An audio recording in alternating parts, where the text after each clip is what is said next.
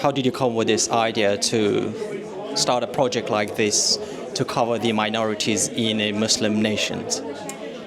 So I've always been interested in the themes of belonging, identity, and one of my first project collaborations, which was also photography, in the photography medium, was on the Kabuliwalas of Kolkata. And that had a lot of connection about nostalgia, the sense of belonging, of being uprooted, and how do you preserve your roots. And through that project, I met the wonderful academic team that have brought this concept to life. So I can't take credit because this wasn't my idea, but as a visual artist, I was brought into this project to be able to bring the stories of research to life.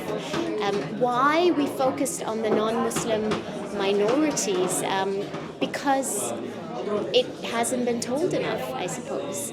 And also at the same time because they have such a successful story of resilience and story of adaptation. And we wanted to interplay about this fluidity of identity and how identity can evolve without having to lose your sense of belonging. And I think the Afghan Sikh community, the Hindu community, as well as the Bukharan Jews have done a remarkable job in their journey of resettlement. In terms of the resilience you pointed, what exactly is that you found as resilient in the Afghan Sikh and Hindu communities here? And why did you choose London as the core hub to do this project?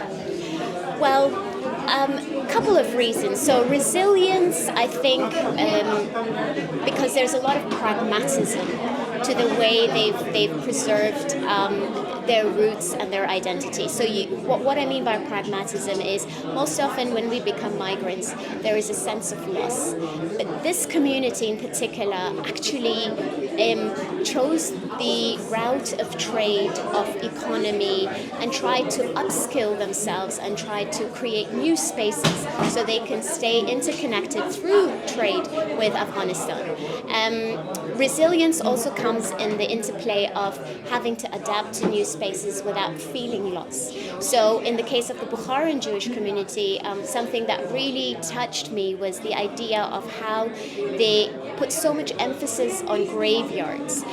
When you go to the graveyards, they have pictures and they have QR codes and they have names and stories behind these graves for future generations to know where their ancestors lay at the final end. And I think that's what's really interesting about the fact that within these new spaces, these identities have created identities within identities. And why did you choose a medium like picture or text like picture to tell these stories of the identities? Well, I love photography. I think, more than talking, I like to observe and through my lens tell stories. And stories is the medium I love to choose any form. But in this case, I wanted the subjects to do their own storytelling. And photography is the best platform and medium to be able to do that.